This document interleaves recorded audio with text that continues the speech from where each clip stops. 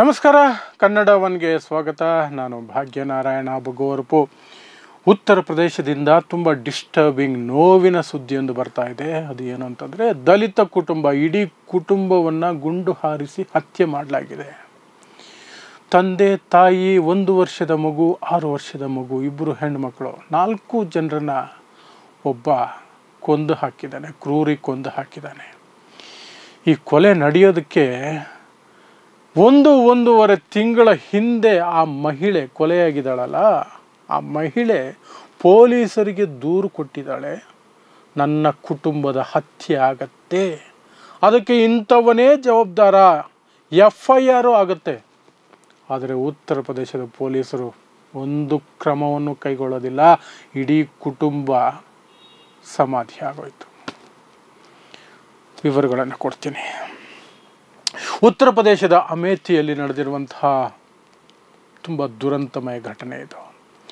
ನನಗೆ ಬಂದಿರುವಂತಹ ಒಂದು ಮೂಲ ಮತ್ತು ಅಫಿಷಿಯಲ್ ಮೂಲ ಏನಿದೆ ಎರಡನ್ನೂ ಹೇಳ್ತೀನಿ. ಅಧಿಕೃತವಾಗಿ ಪೊಲೀಸರು ಏನು ಹೇಳ್ತಿದ್ದಾರೆ, ಆದರೆ ನನಗೆ ಬಂದಿರುವಂತಹ ಬೇರೆ ಮಾಹಿತಿ ಏನಿದೆ ಎರಡನ್ನೂ ಸಹ ಹೇಳುವಂತಹ ಪ್ರಯತ್ನ ಮಾಡ್ತೀನಿ. ನನಗೆ ಬಂದಿರುವಂಥ ಮಾಹಿತಿ ಪ್ರಕಾರ ಈ ಮಹಿಳೆ 2-3 ತಿಂಗಳ ಹಿಂದೆ ಆಸ್ಪತ್ರೆಗೆ ತನ್ನ ಆರೋಗ್ಯ ತಪಾಸಣೆಗೆ ಹೋಗಿತ್ತು. ಆ ಸಂದರ್ಭದಲ್ಲಿ ಆ ಆಸ್ಪತ್ರೆಯ ಸಿಬ್ಬಂದಿಯಾಗಿರುವಂತಹ ಚಂದನ್ ವರ್ಮಾ ಅನ್ನುವವನು ಆಕೆಯನ್ನು ಒಂದಷ್ಟು ಕಿರುಕುಳ ಕೊಟ್ಟಿದ್ದಾನೆ. ಆಕೆಗೆ ಲೈಂಗಿಕ ಕಿರುಕುಳ ಕೊಟ್ಟಿದ್ದಾನೆ. ಆಕೆ ಅದರ ವಿರುದ್ಧ ಧ್ವನಿ ಎತ್ತಿದಾಗ ವಾಪಸ್ ತಪ್ಪಿಸ್ಕೊಂಡು ಬಂದ ಮೇಲೆ ಆಕೆಯನ್ನು ಬೆದರಿಸಿದ್ದಾನೆ. ಈ ವಿಚಾರದಲ್ಲಿ ನೀನು ದೂರ ಏನಾದರೂ ಕೊಟ್ಟರೆ ನಿನ್ನ ಇಡೀ ಕುಟುಂಬವನ್ನೇ ಕೊಂದುಬಿಡ್ತೀನಿ ಅಂತ. ಆದರೆ ಆಕೆ ಅದಕ್ಕೆ ಹೆದರ್ಕೊಳ್ಳಿಲ್ಲ, ಹೋಗಿ ದೂರನ್ನು ಕೊಟ್ಟಲು. ಪೊಲೀಸವರು ಆ ಕಂಪ್ಲೇಂಟ್ ಕಾಪಿನ ಪಕ್ಕಕ್ಕೆ ಬಿಸಾಕೊಂಡು ಕೂತಿದ್ರು. FIR ಆಗಿತ್ತು ಅಫಿಷಿಯಲ್ ಆಗಿ. 18ನೇ ತಾರೀಕು, ಆಗಸ್ಟ್ 18ನೇ ತಾರೀಕು FIR ಆಗಿದೆ. ಆದರೆ ಕಂಪ್ಲೇಂಟ್ ಕೊಟ್ಟಿರೋದು ಒಬ್ಬ ದಲಿತ ಮಹಿಳೆ. ಕಂಪ್ಲೇಂಟ್ ಬಂದಿರೋದು ಮೇಲ್ಜಾತಿ, ಅದರಲ್ಲೂ ಸಹ ವರ್ಮ, ಬ್ರಾಹ್ಮಣ ಜಾತಿ ಇರಬೇಕು ಅನ್ಸುತ್ತೆ. ಸೊ ರಾಮನ ದೇವಸ್ಥಾನ ಇರುವಂತಹ ಉತ್ತರ ಪ್ರದೇಶದಲ್ಲಿ ಬ್ರಾಹ್ಮಣರ ವಿರುದ್ಧವಾಗಲಿ ಅಥವಾ ಮೇಲ್ಜಾತಿ ವಿರುದ್ಧವಾಗಿ ಕ್ರಮ ಕೈಗೊಳ್ಳೋದಕ್ಕೆ ಸಾಧ್ಯ ಇದೆಯಾ? ಅದು ದಲಿತರ ದೂರಿನ ಮೇಲೆ. ಶಂಭೂಕನ ಕಥೆ ಗೊತ್ತಿಲ್ವ ನಮಗೆ? ಬ್ರಾಹ್ಮಣರನ್ನು ಮೆಚ್ಚಿಸೋದಕ್ಕೆ ತಪಸ್ಸು ಮಾಡಿದ ಶೂದ್ರ ಅನ್ನುವಂತಹ ಒಂದೇ ಕಾರಣಕ್ಕೆ ಶಂಭೂಕನ ತಲೆ ಕಡಿದು ರಾಮ ಬ್ರಾಹ್ಮಣರಿಗೆ ಶಭಾಷ್ ಅಂತ ಹೇಳಿಸ್ಕೊಂಡಂತಹ ರಾಜ್ಯ ಅದು.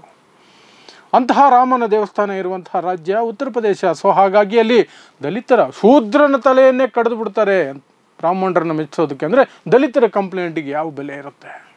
ಬೆಲೆ ಕೊಡಲಿಲ್ಲ. ಆ ಕುಟುಂಬ ಬೆಲೆ ತೆರೆತು. ಈಗ ಪೊಲೀಸರು ಹೇಳ್ತಿದ್ದಾರೆ, ಹೊಸ ಕಥೆಯನ್ನು ಕಟ್ತಿದ್ದಾರೆ. ಚಂದನ್ ವರ್ಮಾ ಏನು ಕೊಲೆಯಾಗಿರುವಂತಹ ಮಹಿಳೆ ಇದಲ್ಲ ಎಲ್ಲ, ಪೂನಮ್ ಅಂತ ಆಕೆ ಹೆಸರು. ಆಕೆಗೂ ಚಂದನ್ ವರ್ಮಾಗೂ ಅಕ್ರಮ ಸಂಬಂಧ ಇತ್ತು. ಆ ವಿಚಾರವಾಗಿ ಇಬ್ಬರ ನಡುವೆ ಜಗಳ ಇತ್ತು. ಅದಕ್ಕೆ ಚಂದನ್ ವರ್ಮಾ ಕೊಲೆ ಮಾಡಿದ್ದಾನೆ ಅಂತ. ಉತ್ತರ ಪ್ರದೇಶದ ಪೊಲೀಸರು ಈ ಟ್ಯಾಕ್ಟಿಕ್ಸ್ ಇದೆಯಲ್ಲ, ಇದು ಹೊಸದಲ್ಲ. ಹತ್ರಸ್ನಿಂದ ಹಿಡಿದು ಸಾಕಷ್ಟು ರೇಪ್ ಆ್ಯಂಡ್ ಮರ್ಡರ್ ಕೇಸುಗಳಲ್ಲೂ ಸಹ ಇದೇ ಕಥೆಗಳನ್ನು ಕಟ್ಟೋದವರು. ಇದೇ ಕಥೆಗಳನ್ನು ಕಟ್ಟೋದು. ಒಂದು ತಂದೆ ತಾಯಿನೇ ಮರ್ಯಾದೆ ಹತ್ಯೆ ಮಾಡಿಬಿಟ್ರು ಅಂತ ಹೇಳ್ಬಿಡೋದು. ಹೆಣ್ಮಕ್ಳ ಕೊಲೆಯಾಗಿ ಮರದಲ್ಲಿ ನೇತಾಡ್ತಿರ್ಬೇಕಾದ್ರೆ ಅವರು ಸತ್ತ ನಂತರ ಆ ಹೆಣ್ಮಕ್ಳ ಮೇಲೆ ದೂಷಣೆ ಮಾಡೋದು. ಈ ಪ್ರಕರಣದಲ್ಲಿ ಚಂದನ್ ವರ್ಮಾಗೂ ಪೂನಮ್ಗೂ ಅಕ್ರಮ ಸಂಬಂಧ ಇತ್ತು. ಆ ಕಾರಣಕ್ಕೆ ಈ ಕೊಲೆಯಾಗಿದೆ. ಸುನೀಲ್ ಅನ್ನುವಂಥ ಆಕೆಯ ಪತಿ 1 ವರ್ಷದ ಮಗು, 6 ವರ್ಷದ ಮಗುವನ್ನು ಅವನು ಆ ಸಿಟ್ಟಿನಲ್ಲಿ ಬಂದೂಕು ತಗೊಂಡು ಸುಟ್ಟುಬಿಟ್ಟ ಅಂತ. ಸರಿ, ನೀವು ಹೇಳೋದೇ ನಿಜಾನೇ ಆಗಿದ್ರು ಸಹ 1.5 ತಿಂಗಳ ಹಿಂದೆ ಪೂನಮ್ ದೂರು ಕೊಟ್ಟಿದ್ರಲ್ಲ, FIR ದಾಖಲಾಗಿತ್ತಲ್ಲ, ನೀವು ಏನು ಕ್ರಮ ಕೈಗೊಂಡ್ರಿ? ಕತ್ತೆ ಕಾಯ್ತಿದ್ರ? ನನ್ನ ಇಡೀ ಕುಟುಂಬನ ಕೊಂದು ಬಿಡ್ತಾನೆ ಅವನು ಅಂತ ಆಕೆ ಪತ್ರ ಬರೆದು ಕೊಟ್ಟಿದ್ದು, ದೂರಾಗಿದ್ದು, FIR ಆಗಿದ್ದು, ಆಕೆ ಹೆಸರಿಸಿದಾಳೆ ಇಂಥವನೇ ಮಾಡ್ತಾನೆ ಅಂತ. ನಾವು ಸತ್ತರೆ ಇವನೇ ಜವಾಬ್ದಾರ ಅಂತ ಕೂಡ ಬರೆದು ಕೊಟ್ಟಿದ್ದಾಳಲ್ಲ.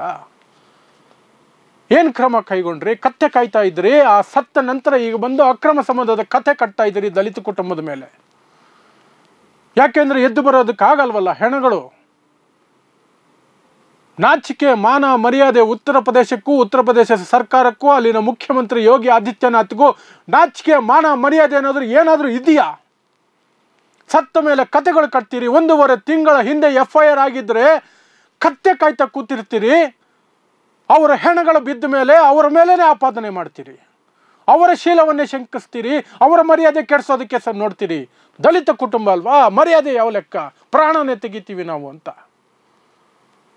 ಎಂತಹ ಬುಲ್ಶಿಟ್ ಸರ್ಕಾರ ಅದು, ಎಂತಹ ಬುಲ್ಶಿಟ್ ಕಾನೂನು ವ್ಯವಸ್ಥೆಯಲ್ಲಿ, ಎಂತಹ ಬುಲ್ಶಿಟ್ ಪೊಲೀಸರು.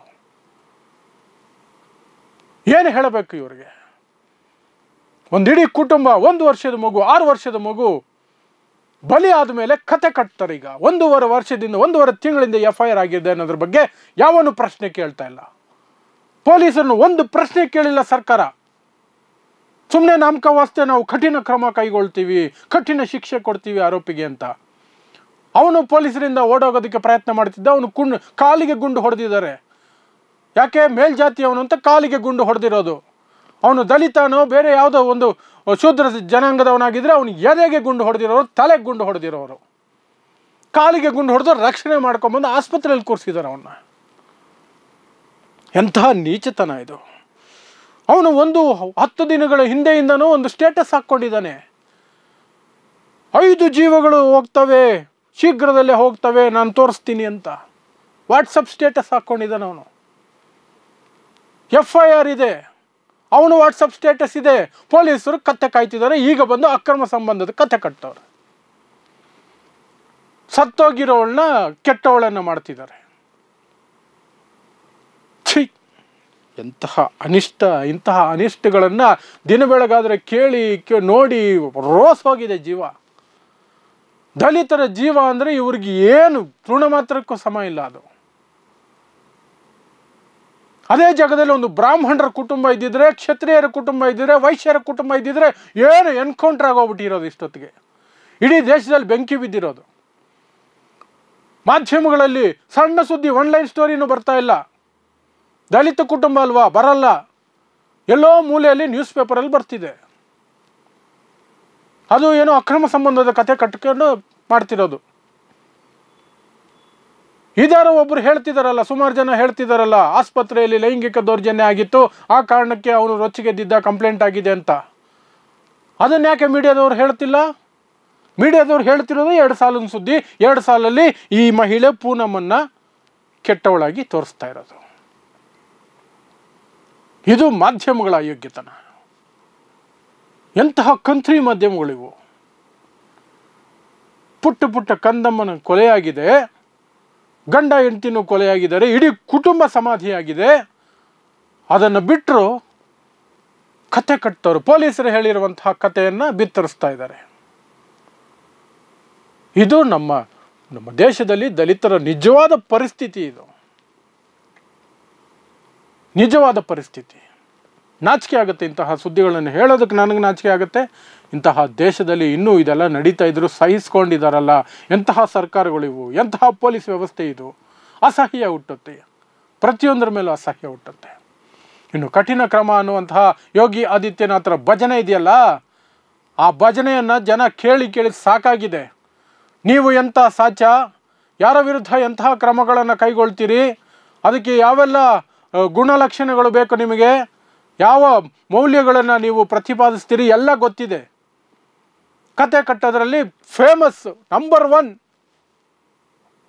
ನಾಚಿಕೆ ಆಗಬೇಕು ಉತ್ತರ ಪ್ರದೇಶ ಸರ್ಕಾರಕ್ಕೆ, ಪೊಲೀಸರಿಗೆ ಮತ್ತು ಇಡೀ ದೇಶದ ಈ ಕೊಳಕು ಅಸಹ್ಯ ನೀಚತನದ ಜಾತಿ ವ್ಯವಸ್ಥೆಗೆ. ಮೆಟ್ಟು ತಗೊಂಡು ಹೊಡಿಬೇಕು ಈ ಜಾತಿ ವ್ಯವಸ್ಥೆಗೆ, ಅದನ್ನು ಪ್ರತಿಪಾದಿಸೋರಿಗೆ, ಅದನ್ನು ಬೆಂಬಲಿಸೋರಿಗೆ. ಅಂತಹ ಕಂತ್ರಿ ವ್ಯವಸ್ಥೆ ಅದು. ಜಗತ್ತಿನ ಅತ್ಯಂತ ಕೊಳಕು ಕೆಟ್ಟ ಕಂತ್ರಿ ವ್ಯವಸ್ಥೆ ಅಂದರೆ ಅದು ಜಾತಿ ವ್ಯವಸ್ಥೆ. ಅದನ್ನು ಮಾತ್ರ ತೊಡೆದು ಹಾಕೋದಕ್ಕೆ ಯಾರೂ ಸಿದ್ಧ ಇರಲ್ಲ. ಛೀ, ನಿಮಗೆ ನಮಸ್ಕಾರ ಹೇಳೋದಕ್ಕೂ ಅಸಹ್ಯ ಆಗುತ್ತೆ.